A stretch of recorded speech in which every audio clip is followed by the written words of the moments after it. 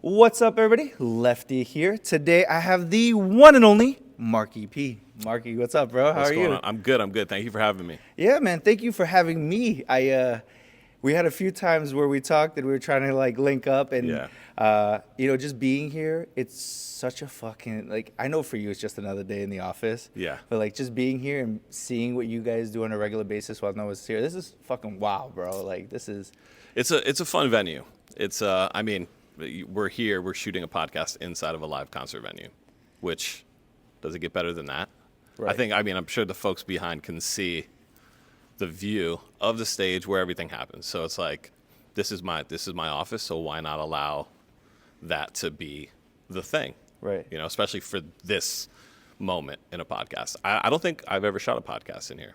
Oh, bro, I'm looking at the camera and I'm like, oh man, it doesn't do it justice. Like if people could really see what it's like in here, if they haven't been in here, it's amazing. Yeah. For yourself, when you guys opened in 2019, Yep. right? When you opened Halloween of 2019. Okay. So tell me what it's like the first night. Mayhem, pandemonium. I mean, it also coincided with my birthday, which is November 1st. So, going into what this venue became or was becoming, because we hadn't opened yet, it was a lot of moving parts. New production manager, new teams, everybody trying to understand the building itself. So it was a lot of trial and error because none of us really knew what we were doing inside this building yet because we hadn't been able to spend too much time here. So day one was a bit wild. It was just mayhem. We're running around. That's when I was doing artist relations. So making sure everything is, from a hospitality standpoint, perfect was kind of what we were aiming for. And then my boss, Mike, who's in charge of production, was trying to dial in the production for everything in sight. And that became its own, struggle for us on day one, but we ended up just overcoming that and powering through, and it was just pandemonium after that. Yeah. Every single night, just looking back now, you go, how did we accomplish that? Like, how do you open a concert venue? Like, there's not many people can say that they've opened a live concert venue, and I'm thankful that I'm one of the few. So it's been a fun ride. It's been a fun ride. All right. So day one, we fast forward. Now we're here. Yeah. All right. If you could give advice to that Marckie P in the beginning, what do you think's the one gem that would have definitely made the ride a little smoother? Slow down. Just take a breath, like kind of enjoy what you're going through and what you're doing, because you don't get to relive that. You get to relive portions of that during shows, and we do. I mean, I don't even know how many shows we do a year, few hundred, couple hundred. But yeah, slow down, kind of just take it in, because that moment is so much bigger than you really anticipate that it's going to be. And like going back, to be honest with you, I don't remember day one. I don't even think I remember day two. Okay. And it was my birthday, so I'm sure I had a couple Bud Lights. But going back, day one is hard to remember because we've also had so many shows since then. So it's, I remember the mayhem. I just don't remember exactly what that mayhem was. But yeah, slow down. I say that to my stagehands all the time now. It's like, enjoy what you're doing, slow down, take your time, just breathe it in. You don't get these opportunities. We're living people's dream jobs. So at least enjoy it, Was there, I understand what you're saying because it's hard when you're working to take it in. Yeah. Was there a certain concert, certain event that triggered that thought process? Like, how exactly did you get to where, that is what you're telling yourself? So I started in this industry, I want to say 14 plus years ago, 14, 15 years ago. And there was a moment back then where I stood on a stage at UMass Mullen Center, looked out into the crowd and was just like, oh my God, this is insane. And I took it in. I don't think that I did myself justice in that moment of day one here to take it all in. So I want everybody to at least feel that moment and feel that when they're doing shows, you know. But there are some shows where I still sit back and go, wow, that was really cool. Can I swear on this? Do I get to swear? Yeah, absolutely, bro. Cool. Yeah. You're good. You can. Yeah, Yeah. I was just like, if I drop an F word here, this is gonna go off the rails. No, you're fine. Feel free. But yeah, it's we do so many shows, and a lot of the people that we work with, a lot of my stagehands are more excited for other shows. They're like, I really wanted to see this band, and now I'm going to work with this band. Like, take that in, enjoy it. Like, enjoy the moment. It's going to be stressful, but at least enjoy the stress, which is kind of a weird thing to say, because nobody enjoys stress. Yes, definitely. So I'm curious because I think as a performer, or when you work in the performance industry, the higher level of stress you feel, it's almost, and if you're doing it right, obviously, right? Like, not because if you suck at it, but if you're doing it right, Right, the stress you feel is because you want perfect execution of Right. everything.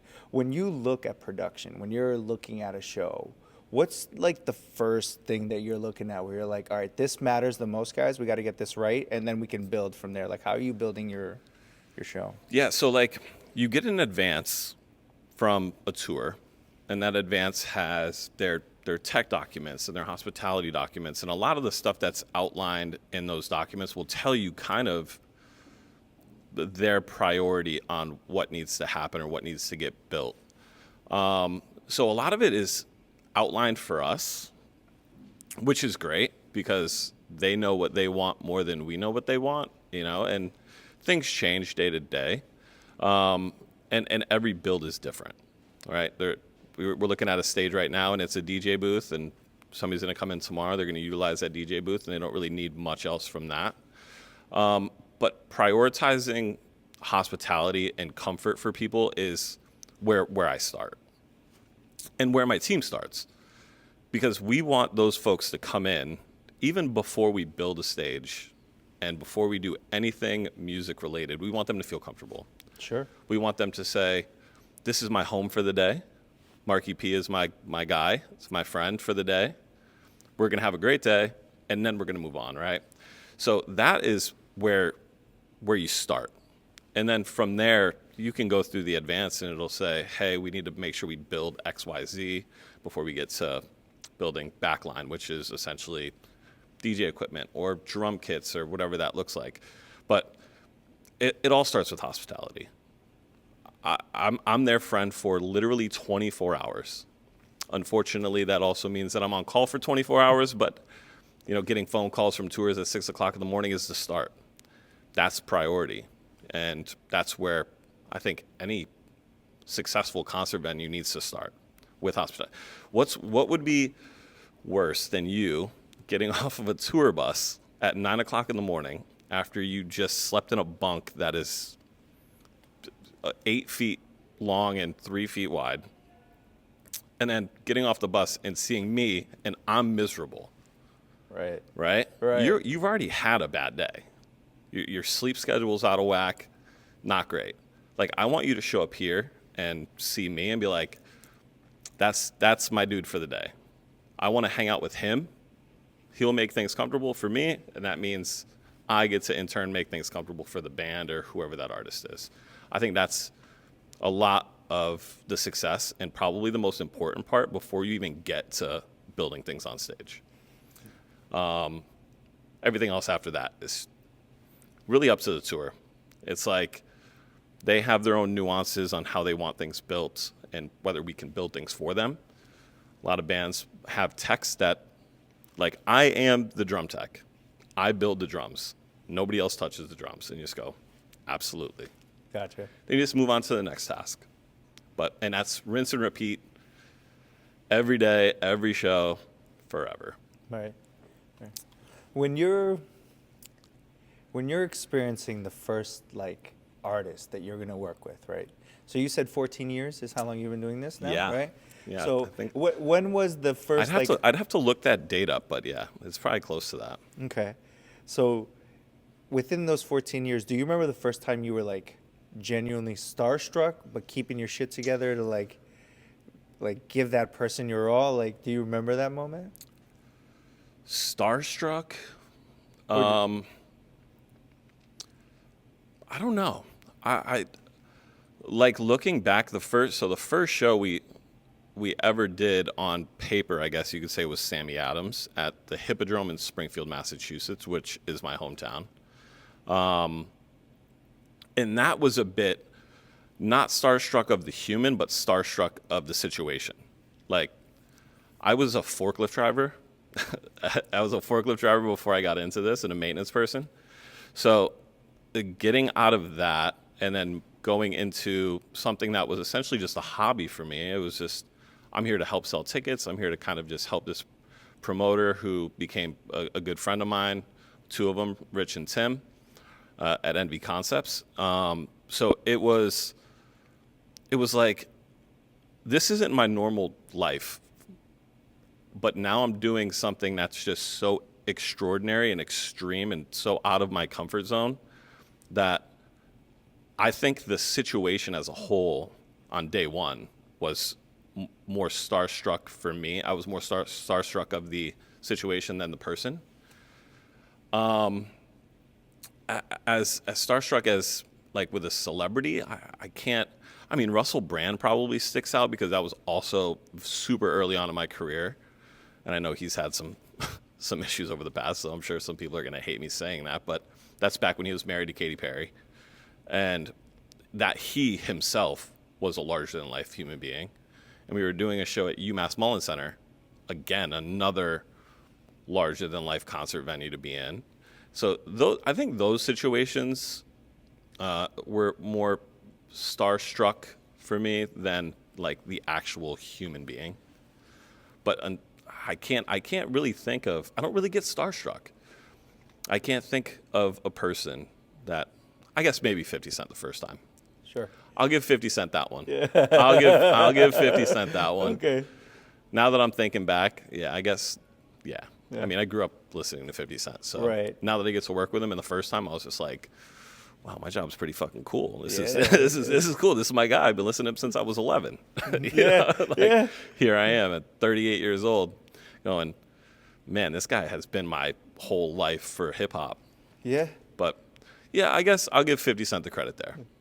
He deserves it. Yeah. Absolutely. He deserves it. Absolutely. Just real quick, I want to go back to the point. Yeah. Forklift driver. Yeah.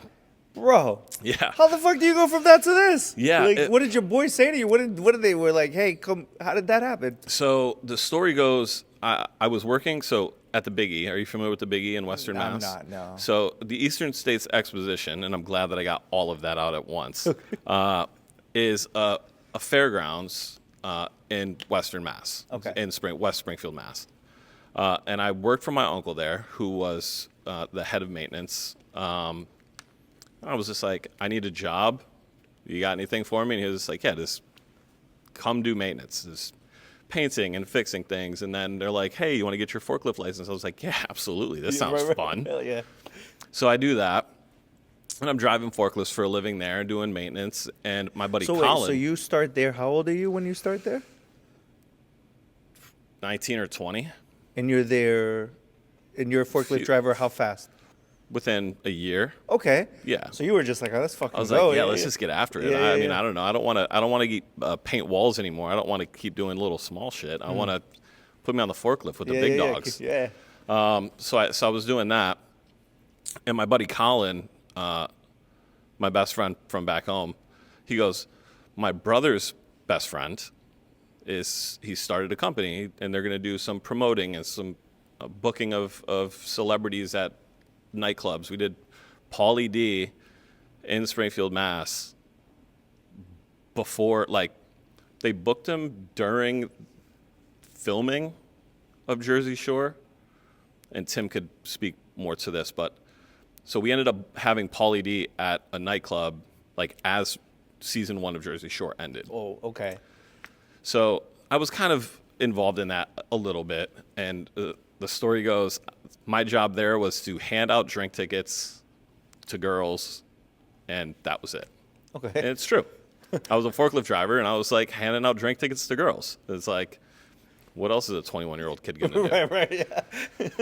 So he brought that to my attention, and then I met the guys, and I knew Rich for a while, and I just became like one of the homies here. I was like one of the guys they trusted to help with these shows. So that started my career and me leaving forklift driving, being a forklift operator, to working in promotion, production, anything that was that business at the time. Artist relations stuff and driving artists and scanning tickets. I literally did everything that they asked me to do. And then you get the bug. You're like, I don't want to go back to driving a forklift in the snow.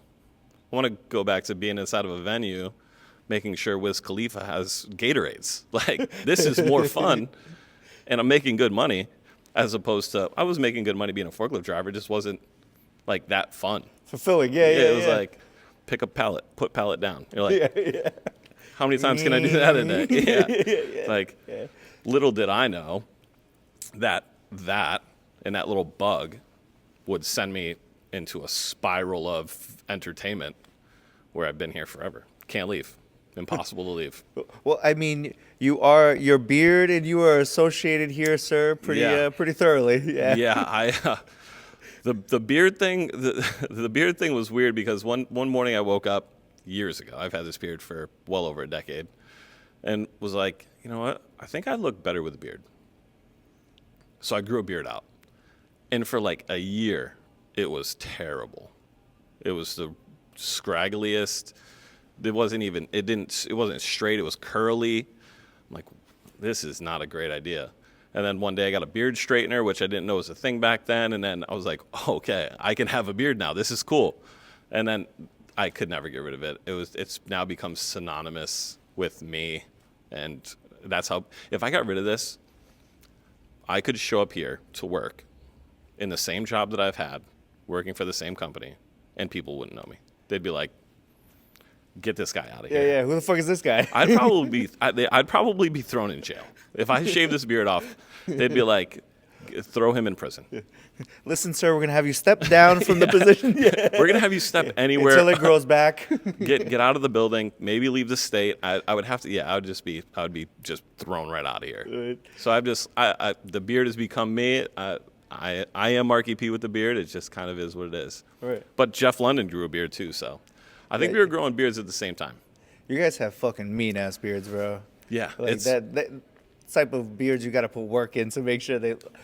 Not speaking from experience, obviously you would know better, but they look fucking good, bro. It's a lot of work. Yeah. It's a lot of work. But, I mean, my name in the industry, it holds a little bit of weight. I don't want to say it holds a lot of weight. I think people like working with me, and they see the beard, and they're like, I'm protected by the beard. Yeah. I trust the guy with the beard. Yeah. So it's just become my thing. Right. And my logo. So Yeah.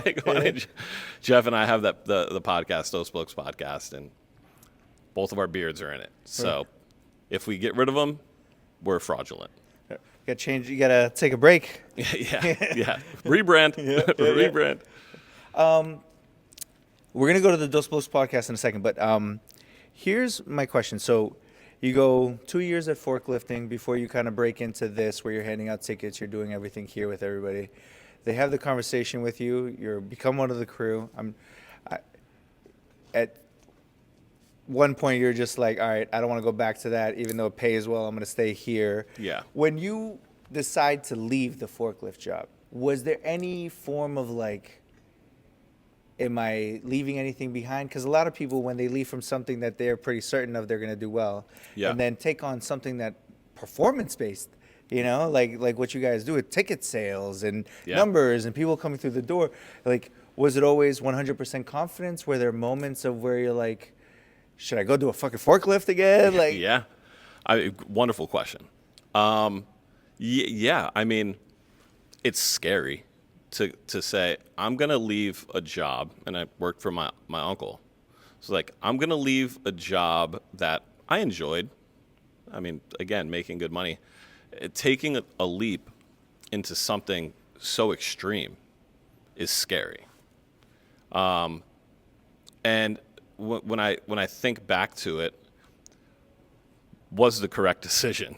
But at the moment, you go, this is the dumbest thing I'm ever going to do in my life. Like, I just left a job that I have to go work in an industry that I know nothing about. And that's scary, right? And back then at NV Concepts, it was, we were on the road. We were doing tours. We were, I was sleeping in the back of a Sprinter van every once in a while because we'd go city to city. I'm like, I have a home I can go back to. I don't know why is somebody why choosing. Why the fuck am I here? Why am I choosing this life in the back of this Sprinter van over sleeping in my warm bed and then waking up at 6 o'clock in the morning to go ride a forklift?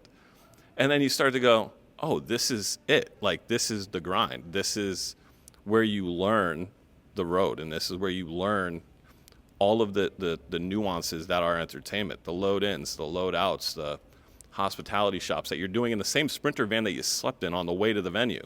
So it's like, it was scary. My parents still have no real idea of what I do for a living. They're like, you still doing the music thing? It's like, I love you both. I love you all. You're all amazing. Thank you so much for this. But back then when you say, oh, hey, Mom, Dad, I'm going to go do this, they go, are you fucking crazy? Right, yeah. Like, you're going to leave a job that's paying you to do what? Like, we don't even know what that is. And you go, yep, that's what I'm going to do. Mm-hmm. And it's scary. I'm thinking, okay, if they don't book shows or I don't have gigs, like, I don't get paid, right? So what do you do then? You have a 9 to 5, Monday through Friday, you're making money. If you're doing 2 shows a week, you're working off your flat rate of your day rate. Back then, I didn't know what that was. I knew $15 an hour to drive a forklift. Right. I didn't know day rates and per diems and all of this stuff.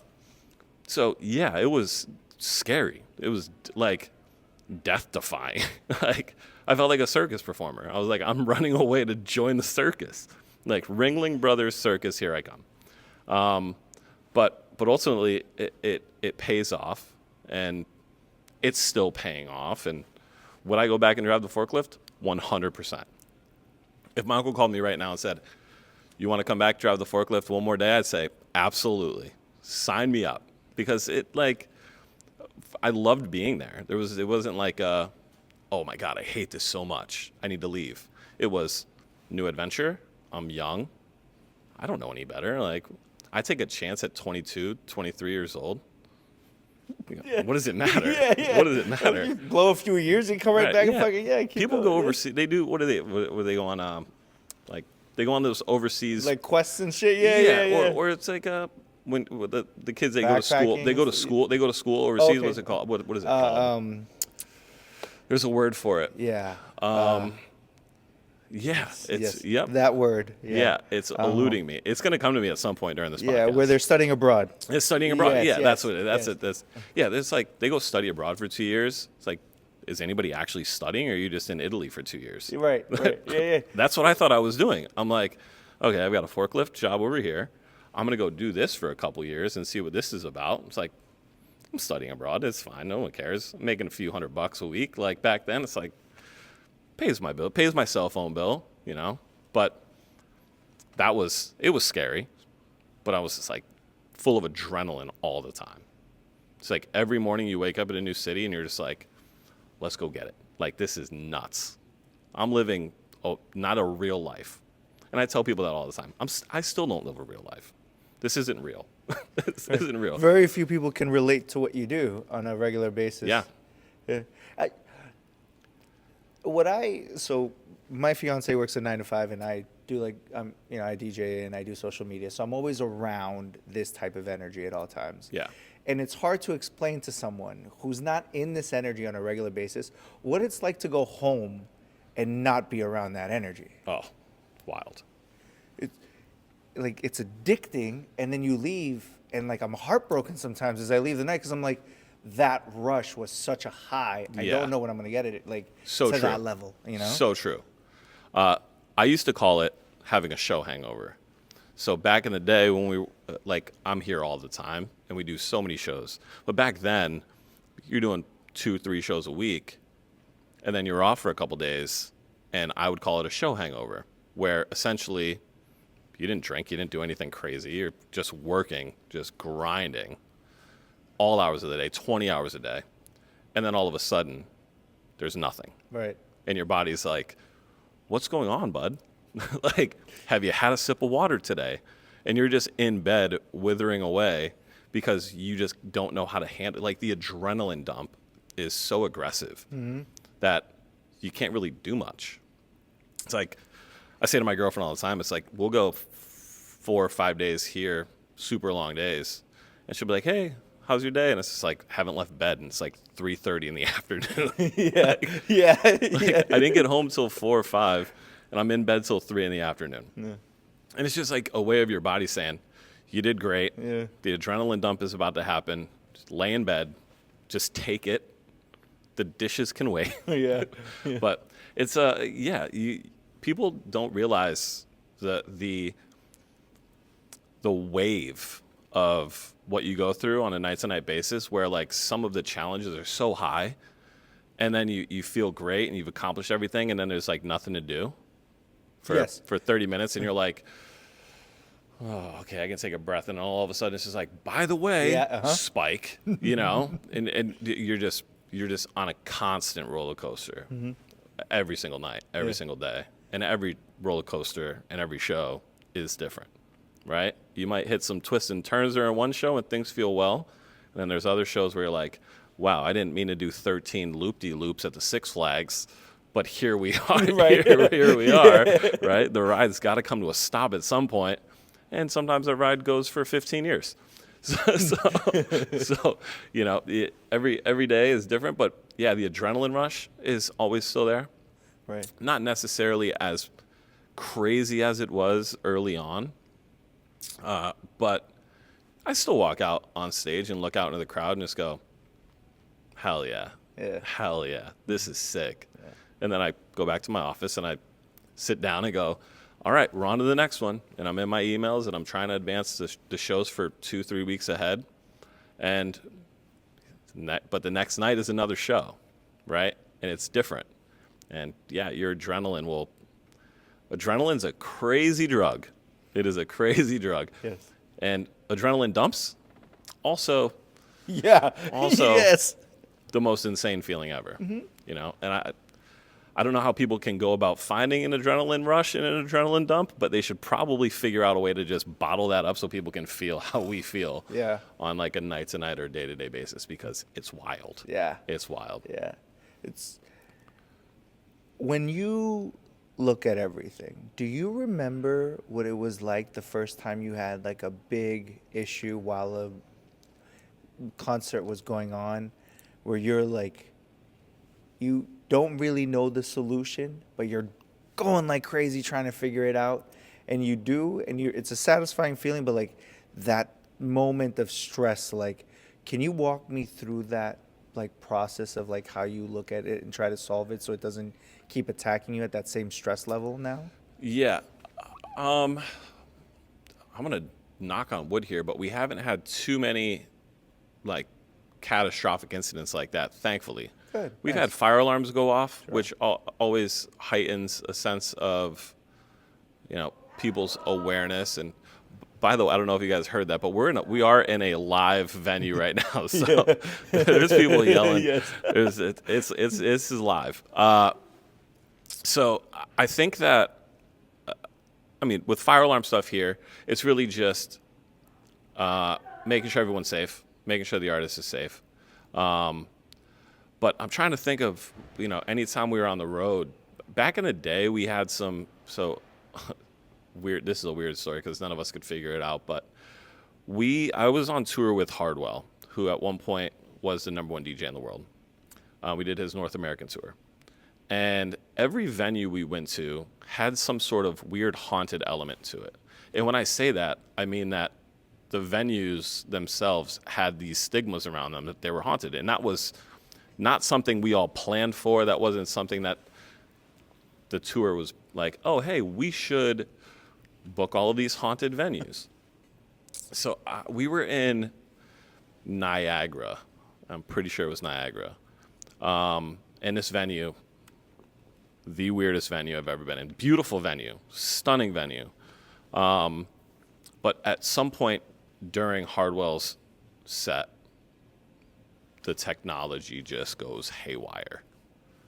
Insane. CDJs start turning off and on by themselves. The mixer gets fucked up. Like, just things that we had no, we're pressing buttons. We're like, all of this shows that it's playing and working, but nothing's working. And the music's off, and music goes back on, then the music goes back off. And we're scrambling. We're on radioing the front of house team.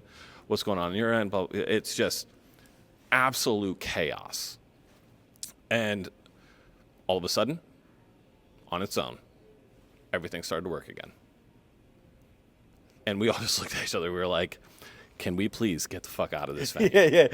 Immediately. Yeah. Immediately. But that was we didn't really find out that the venue was that haunted. And I wasn't necessarily a paranormal guy, but that one caused the most chaos, like the actual most chaos from any show that I've ever been in, where it was just, at one point we just put our arms in the air and we're just like, there's nothing we can do here. There's something else that's happening. We're gonna leave it be. Because it was a solid 10 minutes of troubleshooting. Bro, that feels like forever in It was- performance world. Holy shit. That's where all the gray hair came from. Yeah, absolutely. That's where all the gray hair came from. That 10 minutes grew. And I love those guys in that team. And Manny, his tour manager, who's a mentor of mine, who I've learned just an absolute ton from over the last decade, was just like, Marckie, I don't know what to do. I don't know what to say. And he's a guy that has all of the answers. Every answer that you could ever want from production, from the DJ world. He's the guy that you could ask a question and he would have that answer for you in 0.1 second. It's almost like he's teed up this question for you so he could answer it. Just unreal human being. And he's just like, I got nothing. Jesus. And it was nuts. I'll if I can find the video, I'll send you the video. Yes, please. Yeah. It might be the YouTube might be in Dutch. Okay. So like I believe the YouTube video has subtitles on it, but that venue we were in was just like pure chaos. Jesus. Everywhere you went. But as far as like production here in this venue, or chaos in this venue, not too much. As long as you have all of your I's dotted and your T's crossed, we get pretty lucky here. And you troubleshoot things here and there, and things happen, and you get mixer failures, or somebody drops a mic, and next thing you know, there's no mic on stage, and like people think that's a huge problem. Well, there's definitely more problems you can have that are way bigger than that. But in the moment, that causes chaos, you know. There's small little things that happen, but nothing as catastrophic as that, because that was nuts. You can't see, but I've got goosebumps currently. Bro, like I never want to go to this venue, but it sounds amazing. I'm pretty sure it was called the Rapids. The Rapids. I'm pretty sure it was called the Rapids. Oh, bro, I don't fuck with shit like that. I'm not that guy. Me either. I'm not that guy. Me either. And then they started giving us the whole story behind it, and then we were in the green room, and there was nobody else in the venue. It was super late night, and then there was like footsteps in the hallway. I'll find this video and I will send it to you, and you will collectively shit yourself. Yeah, fuck that, bro. The second the gig was over and I had the green light to be out that bitch, I would be out that bitch. Yeah, I mean, we went back to the tour bus and we were like, we had quite a few Heinekens, and we were just eating White Castle cheeseburgers, like the ones that you get. They're amazing, bro. I love White Castle. But they weren't fresh. They were like the frozen. Yeah. So we're like on the bus and we're just like, oh my God, what is going on there? And we're just cruising through Heineken still and eating White Castle cheeseburgers. So it's like everything was fine. Right. However, one of the weirdest, most chaotic experiences of my whole life.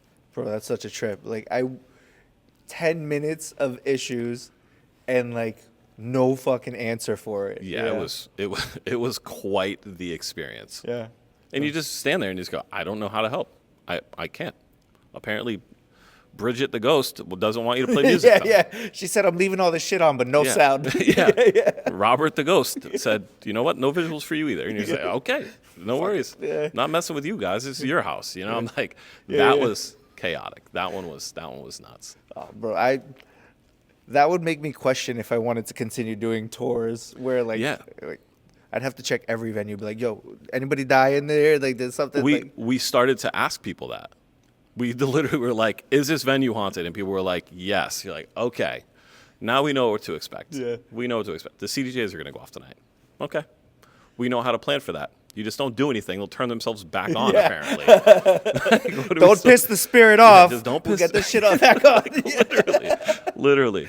I mean, there was another venue on that run, and I think it was called the Eagle. I'll have to look these up.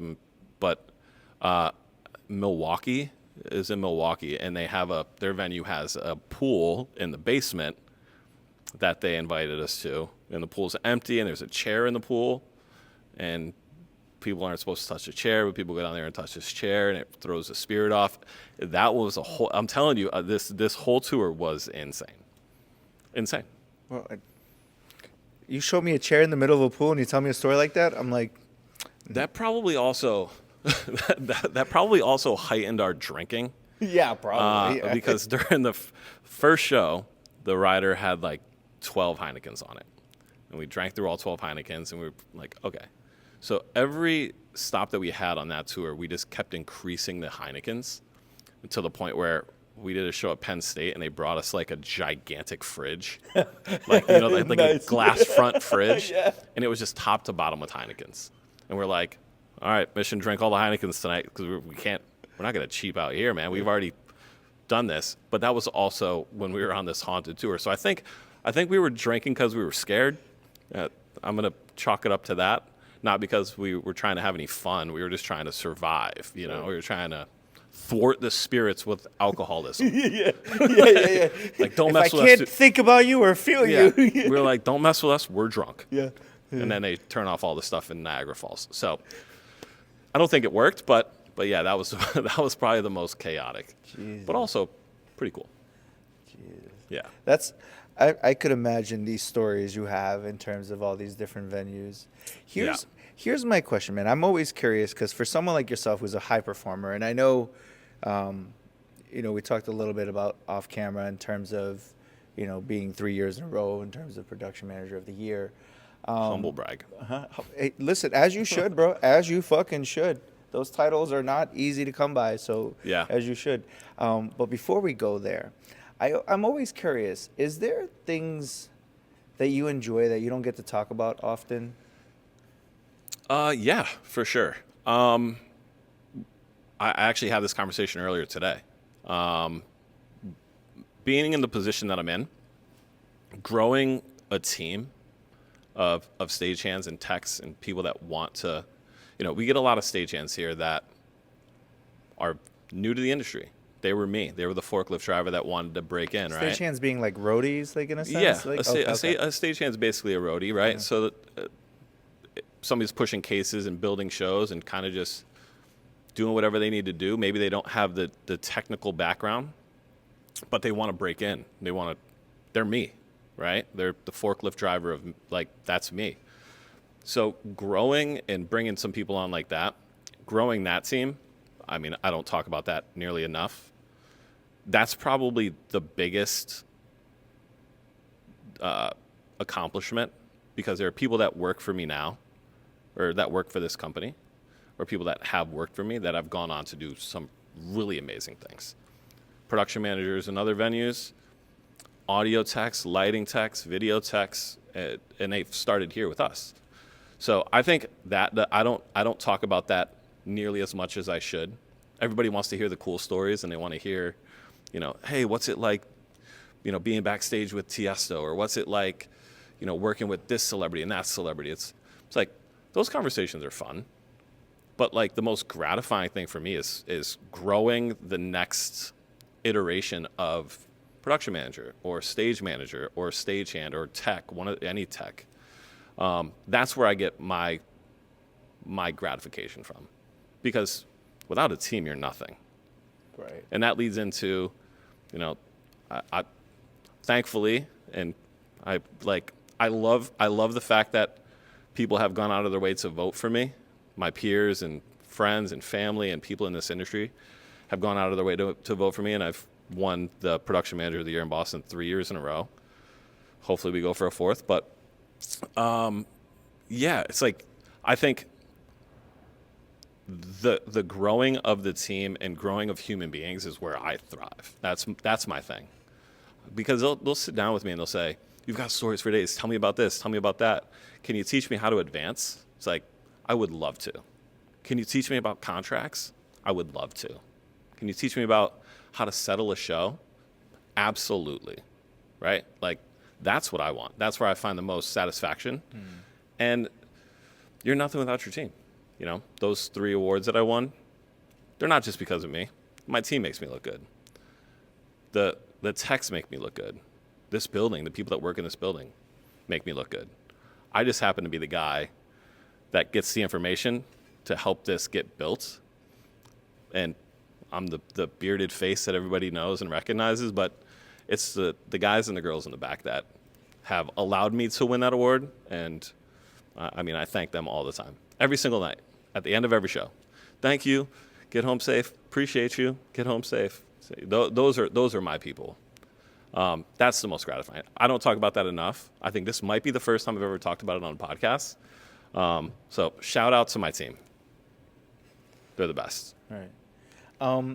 Okay, so kind of going into that then, when you're looking at your team, at what point did it start to click to you on how to prepare them properly for a show that gave them confidence versus, and I feel like a lot of us go through this where when we're training a team, we have to fuck it up on how to build the team to know how to build a team. For sure. So was there a point where it all started to click for you, or like how did you get to this thought process? Yeah, well, I'm a hands-on learner, right?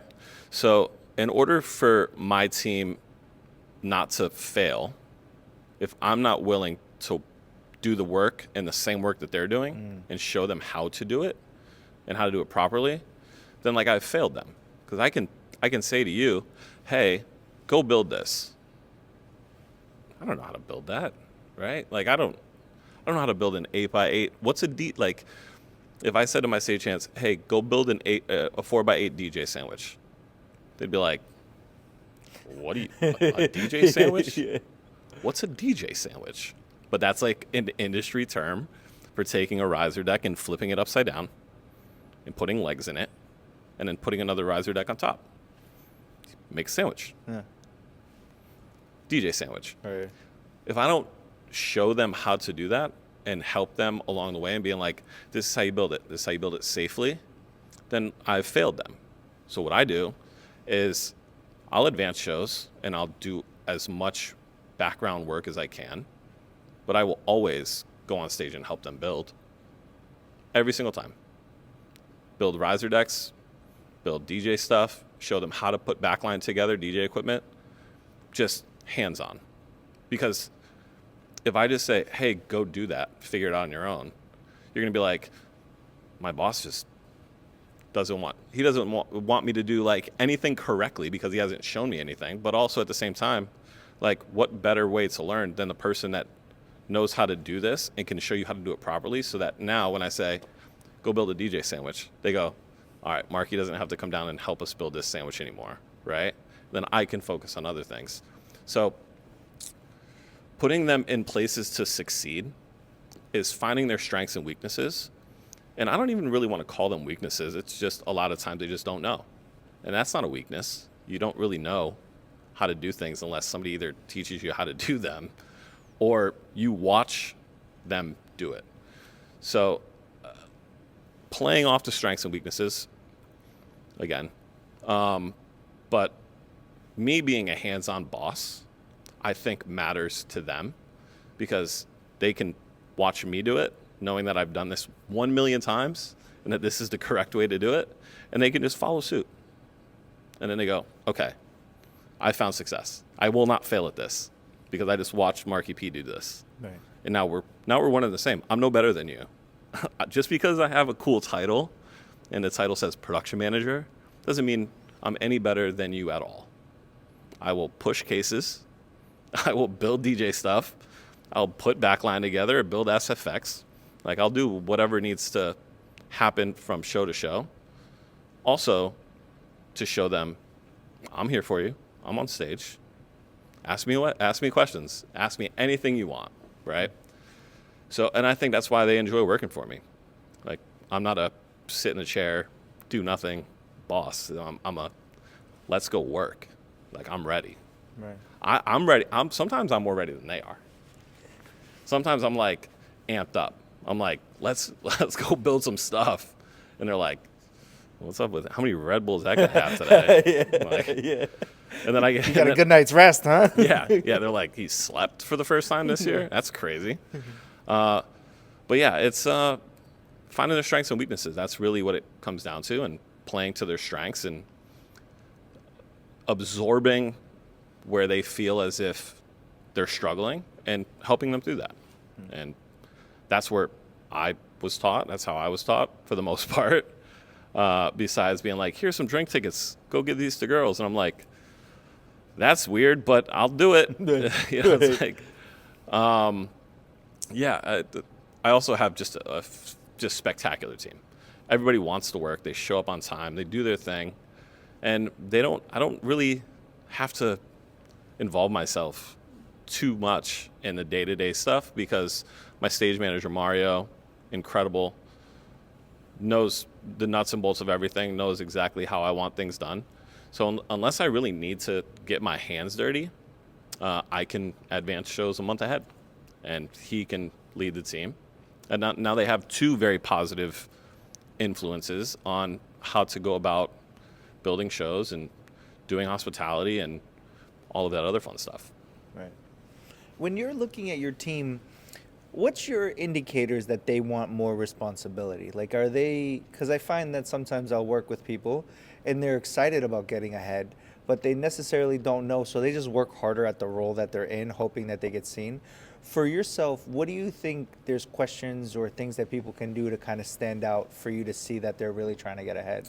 Yeah, so in the hiring process, I make it known to them if they want to try or do anything in this building that involves production, they can do it. The person that you're sitting next to while you're having dinner is the lighting designer. The person you're sitting next to having a coffee during lunch is the audio tech or the video tech. These are your coworkers. These are the people, and my team is always receptive to, and you know, if I have one stagehand say, I want to learn lights. Okay. Well, you're sitting next to Ben. Don't ask me. I already told you can do whatever you want, right? You want to learn? There he is. The greatest LD I've ever had. If you can't learn from him, we're fucked. Yeah. Yeah, right? yeah. Like, you have to, and I say this in my interviews, you have to want it, right? If you don't want to push cases anymore and you want to do lights, you're still going to push cases. But, like, you want to be a lighting designer? Go chat with Ben. I'm not stopping you. You're going to sit in the office for an hour and be on Instagram and then complain that, oh, I want to learn lights. Okay, well, get off your ass and go talk to Ben. Or get off your ass and go talk to Mike. You know, I don't stop growth anyone. You can do whatever you want. You want to ask me a million questions about anything production related all day long. You want to learn lights? Go learn lights. I'll turn the lighting rig on and you can just have fun. Like, it's not my job I want them to want my job. Right. Like, I want you to be better than me. I want you to be better than Ben or Mike or any of my audio techs. Like, you can achieve that. I'm not stopping you. Nobody stopped me. Why would I, from a managerial, I want 15 LDs. right? Right, yeah. Yeah, I want- absolutely. People who know their shit. Yeah. Right. I want all my stagehands to be like, I can do lights, I can do audio, I can do video. It's like, great, you're gonna do all three tomorrow. Nice, yeah, yeah. You know, but you just don't want to. I don't want to stop their growth at all. So they can just do whatever they want. I'm probably the weirdest boss in the world. I mean, I think this explains why you've won the last 3 years. That's probably up there. I think people respect me and see how much we do here, and also, you know, the open vote. My stagehands probably vote for me, which is awesome. But yeah, you want to create a culture that people want to be in. I don't want people to show up here and be like, I don't want to be there. That guy sucks. It's like, people stay with this company and stay with my team for years and years and years before they're like, okay, I'm going to go back to school, or okay, I've got some other stuff I want to work on, but I don't want to not work there. So if you could just schedule me like once a week, it's like, because they don't want to leave. And there's a reason for that. And it's not just me. I think it's the culture. I think it's what we've built here just in general.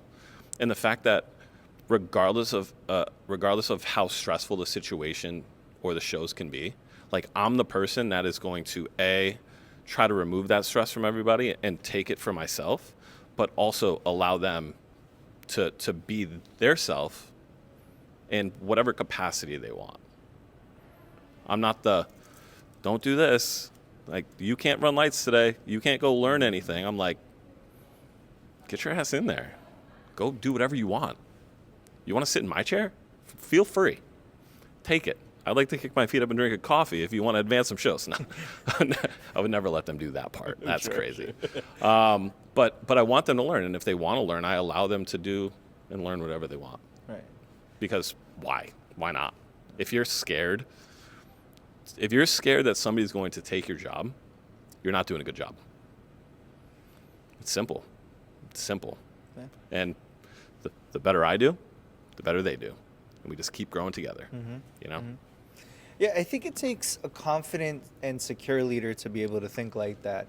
And I think that comes from years of experience and just from hearing, you know, for the little bit, I mean, we've been together here, you know, almost getting to an hour. And just from hearing the little that I've heard, it shows that you've put yourself through the grind, so you've experienced what they experienced. So now when you sit and talk with them, you come from a perspective of understanding versus I'm just ordering you to do something. For sure. So when you're looking at 2026, right, and getting number 4, right, and wrapping it up for number 4, Hopefully. how do you improve? How do you make it better to where you're showing people, like, not only are we the best, but we will just continue to get better? Yeah. Communication is key.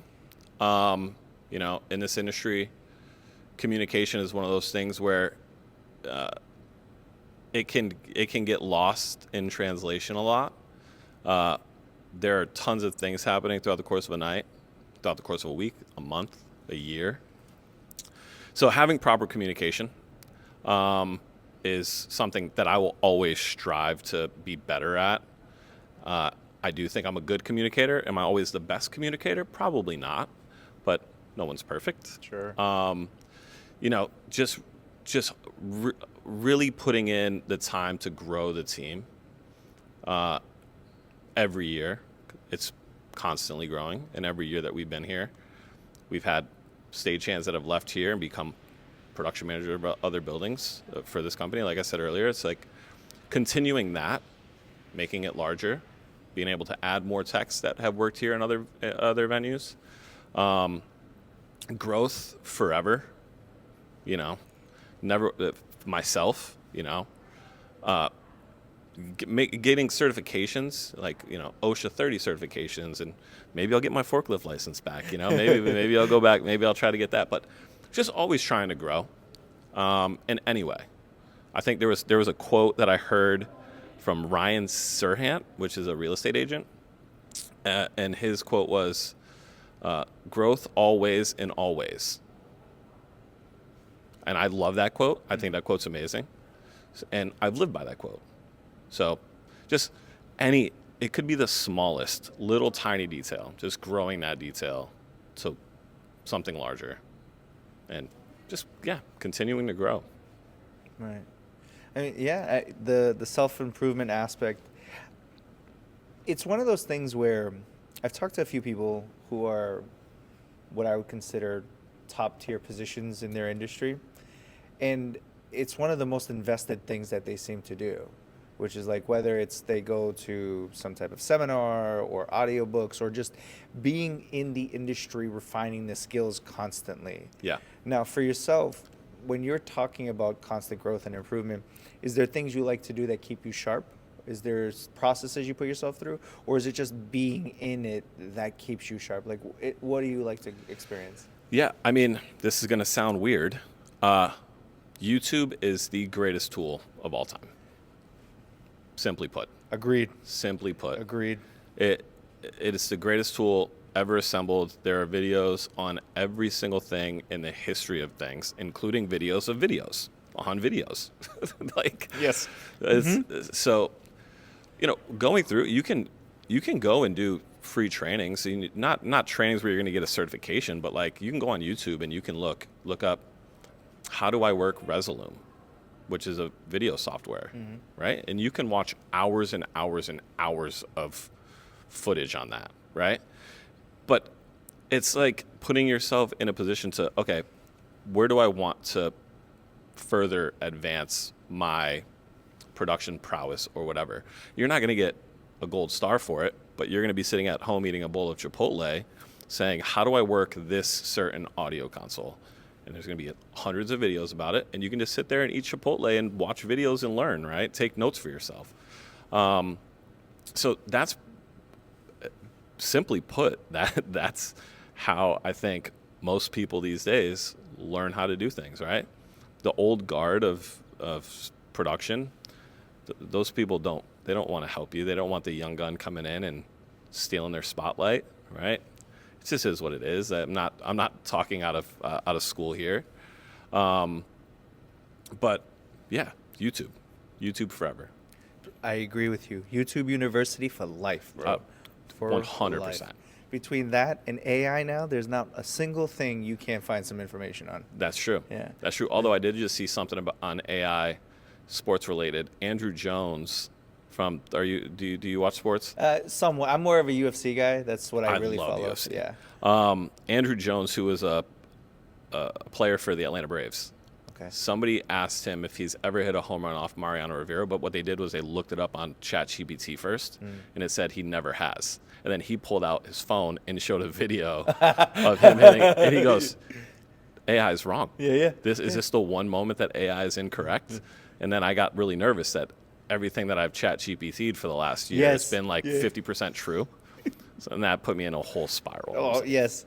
Yeah, now I'm creating systems in AI to verify the information it's giving me and all that. Yeah, and you can't even trust that. Yeah. The only thing that I believe has never lied to me is YouTube. Yes. Even though it has, I just refuse to believe it. Yeah. I just refuse to believe it. It's my bread and butter. I will burn that ship. Yeah, that's it. I'm on YouTube's ship forever. Oh. All right. I was going to ask you one more question, but you say you love UFC, so I have to ask you 2 questions regarding UFC. Do you think Jon Jones comes back? No. I think Jon Jones is done forever. I don't think he wants to be done forever. I think he is done forever. Who would be left to fight? I mean, he doesn't need the title. He doesn't need the title. He could fight anyone. I think if he comes back, which I don't think he will, I think Dana White has kind of already said, no, thank you.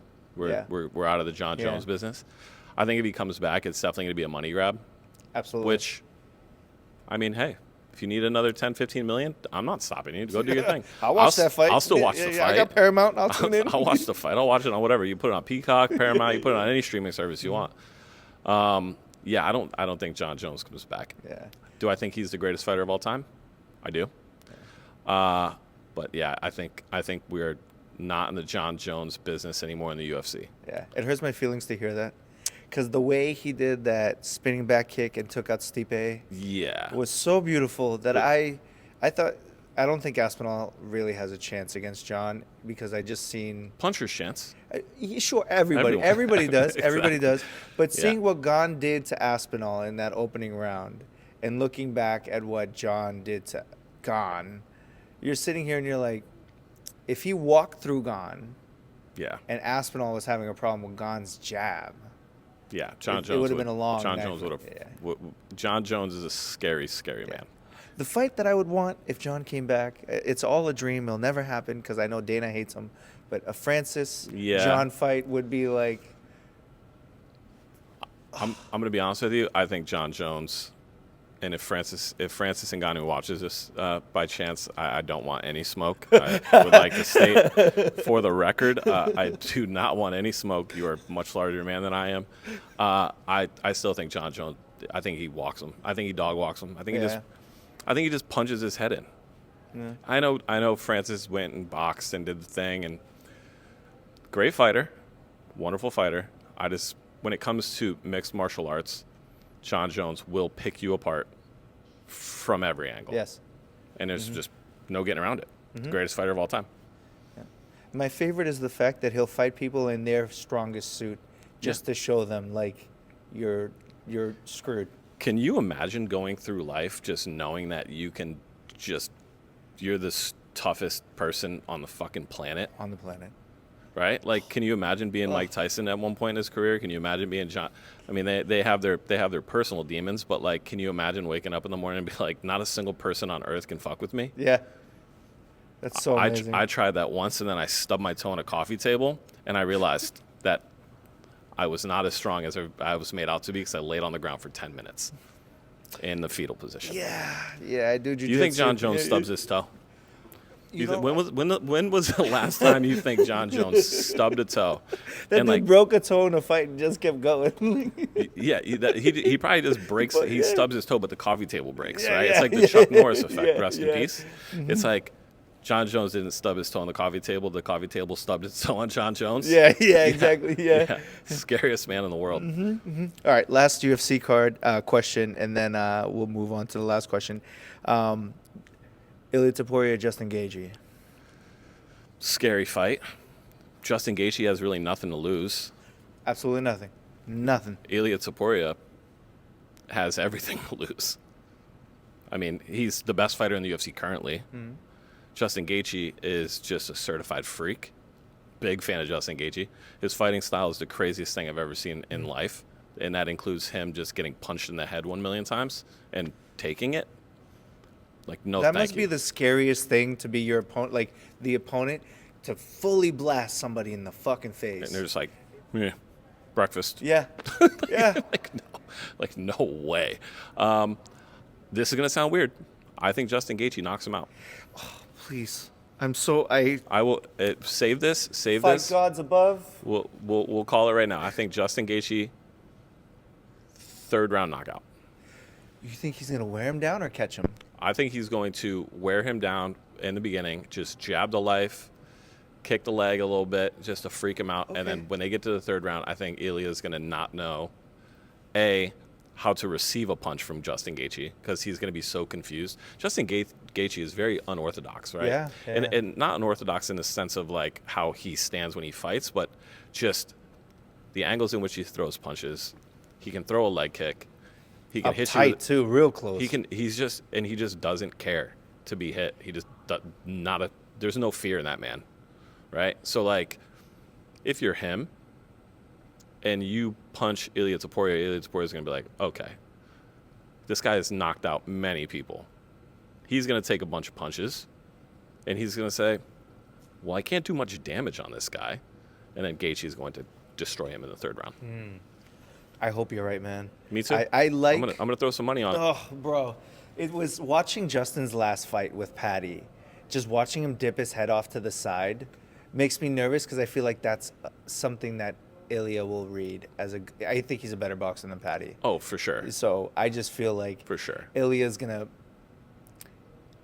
When I saw the Ilia Charles fight, I thought Charles was dehydrated. I think that plays a huge role on a big man like that to cut and then get punched in the fucking face. Agreed. That's why I think it was so effective when Ilia connected. Yeah.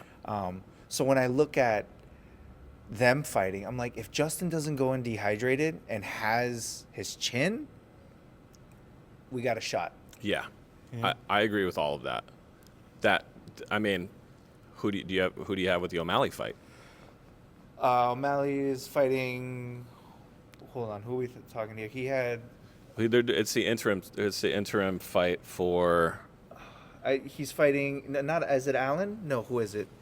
The other guy, because it was supposed to be. I'm gonna pull my phone out and look. Yeah, no, yeah, because he came in. He was trying to fight someone else. Kobe. He was no, not Kobe. He was trying to fight someone else. Sanhagen. He was trying to fight Sanhagen, and that or something didn't go through, or he was avoiding. Well, you got Sanhagen. Alex Pereira. Yeah. It's O'Malley versus Sahabi. See, I like Sahabi because of the gym he comes from. I like that gym, St. Pierre, Yeah, like that whole those crew. guys I think are it's a all really freaks. good gym. But I want O'Malley just because I want to see him fight Jan and see if he can actually beat. Jan's out for a year. Yeah, with some Back surgery or surgery. something. Back Yeah, yeah, surgery, yeah. yeah. So and then Marab just broke his nose again. Yeah. Yeah, fucking savage, bro. He's not getting the surgery done because he's like, if I get the surgery, it's out for a year. Yeah. Yeah. Those guys are sick. Yeah. Who you got for? You think Pajeda or you think Gane? Yeah. Put it. Yeah. 100%. They're saying Alex he all walks day. around. He as was a actually heavy- here. Yeah. He did a photo shoot here, not a photo shoot, like a small meet and greet thing when the UFC was at the Garden last time they were here. And I walked by and I was just like, that's a scary, scary man. Bro. Scary fella. Bro. Unbelievable. And his little arrow shoot thing. Bro. And to think, I do that when I get out of the shower. if Adesanya never said anything in an interview about him, where would that guy be? Yeah, valid point. Where would he be? He'd be in Bellator. Bro. Yeah. All right, but to wrap up here, I think you kind of answered this question earlier. Sorry. Dos blokes before we leave. Yeah. What the fuck? When are you guys going to drop another episode, bro? That is Like- a good question. Jeff and I have been in talks about reviving the pod and getting back to it just because we had to take some time off. Both of us, our schedules are stacked. So it's Understandable. hard for us to get together. But we've been in talks. We're gonna try to look at doing a photo shoot soon. Maybe we'll have you drop the announce for us. You let me when we know, do bro. it. I love Jeff. Jeff's the man. He's one of my best friends ever. Love him. Incredible human being. Maybe one of the funniest people on the planet. Yeah. Like when you're in circles with Jeff, and you're just like having a couple drinks, the stories are endless, and you will laugh for hours. Mm-hmm. There's a funny story about Jeff before we go. Anytime Jeff invites me to his house, I know that I'm going to be there for like hours and hours and hours and hours and hours. And I go, Jeff, anytime you invite me to your house and I come over, you have to give me a Funko Pop. He collects Funko Pops. Okay. Yeah, like he's got hundreds and hundreds and hundreds of them. Anytime we go to Jeff's house and I'm there for an extended period of time, I leave with a Funko Pop. So now I just have a house full of Funko Pops that are not mine. They're legally Jeff's that I have taken from him as like, this is my peace offering. This is my thank you for coming over Funko Pop. Right. And every once in a That's while I awesome. let him give me one. Like it'll be one of his choosing. Okay. The most recent one I think was the number 413 because I'm from Springfield. Okay. Which happened to be Bugs Bunny and Space Jam. Nice. Okay. So- Yeah. Little funny Jeff story there. Nice. Yeah, Funko Pop guy, and I'm stealing all of his. Eventually, they're going to be all at your house. Yeah, He's yeah. gonna And then have when to he start comes coming back over, to and then you get him back. back. Yeah, it's just a way to keep the friendship alive. Right. Yeah. I mean, look. From what I've seen from what I've seen for you guys, like you guys should be doing that shit all the fucking I time. know. Like you are so good on camera in terms of just keeping the conversation going. You guys are so, and I appreciate that. Yeah, you guys are amazing. My last question, and then I will leave you the fuck alone. I appreciate your time between everything. Yeah, no worries. You kind of answered, I think, earlier, but I'm always curious. So let's say you take all the lessons you've learned in your lifetime, and you can only keep one. Then we erase your mind, we rewind the clock, we bring you back to the very beginning, and we say, with this one lesson, you got to get back here or surpass it. What's the lesson you take with you? I'd say just be kind to people. Just be kind to people. Your kindness goes a long way, and the amount of time and effort that you put into people matters. So just always be kind to people. I learned that very early on, and I will continue to preach that. That is, like I said earlier, every single time that you meet somebody from a tour, it's their day one with you, 24 hours. Be kind to that person. You're going to meet, we just met today for the first time, you and I. handshake, hug, doing a thing. Be kind to people. That's the lesson. Life lesson. Yeah. I appreciate your time, man. Before we wrap up, where can people find you? How do they follow you? Like, Yeah. what's the best way to find you? You can follow me on Instagram at It's Marckie P. You can follow the Dos Blokes podcast, and you can buy some tickets to shows at Big Night Live. Right. Absolutely. All right, Marckie P, thank you so much for your time, bro. I appreciate it. Thank you. You're welcome. All right, everybody. Laters.